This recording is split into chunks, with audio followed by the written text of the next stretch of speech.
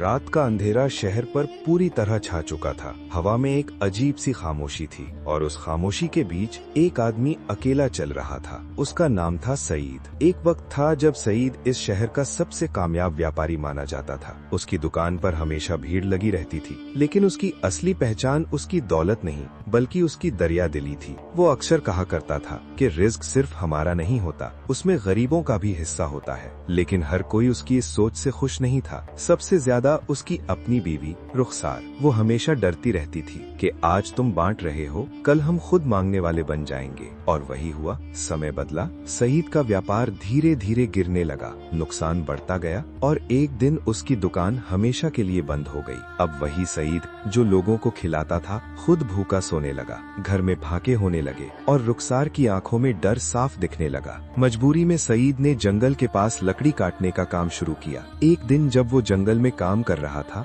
उसे अचानक एक अजीब सी आवाज सुनाई दी, जैसे कोई दर्द में कराह रहा हो। वो धीरे धीरे उस आवाज की तरफ बढ़ा और झाड़ियों के पीछे जाकर देखा। एक जख्मी हिरन जमीन पर पड़ा था। उसकी सांसें तेज चल रही थीं और पैर से खून बह रहा था। सईद कुछ पल के लिए रुका, फिर उसने अपनी पगड़ी फाड़ी और उसके घाव पर बांध दी। कुछ ही देर में हिरन की आंखों में एक अजीब सी चमक आई और फिर कुछ ऐसा हुआ जिसे देखकर सईद की सांसें रुक गईं। वो हिरन धीरे धीरे एक इंसानी लड़की में बदल गया। तभी वो बोली, तुमने मेरी जान बचाई है, मैं जन्नात की बेटी हूँ। सईद हैरान रह गया। वो उसे एक गुफा में ले गई जहाँ एक नूरानी शख्स बैठा था। उसने कहा, तुम्हारी नीयत साफ है, इसलिए हम तुम्हें एक खास तोहफा देते हैं। और फिर सईद को एक ऐसी ताकत मिली जो बहुत कम लोगों को मिलती है, जानवरों की भाषा समझने की ताकत। लेकिन इसके साथ एक शर्त भी थी, अगर तुमने ये राज किसी को बताया तो उसी पल तुम्हारी मौत हो जाएगी। सईद ने ये शर्त मान ली। अगले ही दिन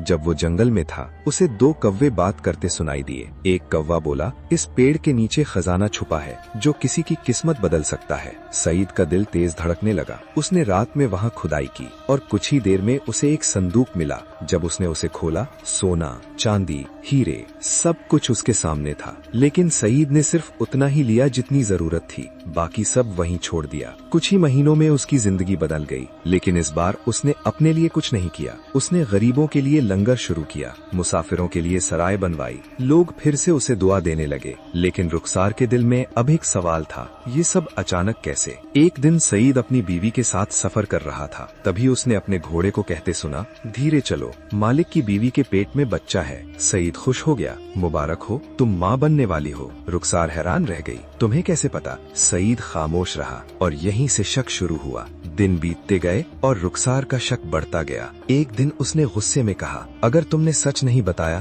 तो मैं सबको कह दूंगी कि तुम जादू करते हो। अब सईद के पास दो रास्ते थे, सच बताए और मर जाए, या खामोश रहे और सब कुछ खो दे। उसने पूरी रात सोचकर एक फैसला किया। सुबह होते ही उसने अपनी सारी दौलत, अपना घर, सब कुछ रुखसार के नाम कर दिया और खुद चुपचाप वहाँ से चला गया। अब वो एक छोटे से कमरे में रहने लगा और गरीबों की सेवा करता रहा। दूसरी तरफ रुखसार ने एक बड़ा महल बनवाया। लेकिन एक रात अचानक जमीन हिलने लगी, भूकंप आया और कुछ ही पलों में उसका पूरा महल जमीन में समा गया। सब कुछ खत्म। अब वो अकेली थी, गरीब और बेसहारा। रोते हुए वो उसी लंगर के पास पहुंची जहां कभी वो हंसी उड़ाती थी, और वहां उसने सईद को देखा। वो उसके पैरों में गिर पड़ी। मुझे माफ कर दो। सईद ने उसे उठाया और कहा, गलती इंसान से होती है लेकिन सीखना जरूरी है। और दोनों ने एक सादा जीवन शुरू किया। सईद ने एक दिन कहा, दौलत वो नहीं जो तिजोरी में हो, दौलत वो है जो दिल को सुकून दे, और जो अल्लाह की राह में दिया जाए वो कभी खत्म नहीं होता।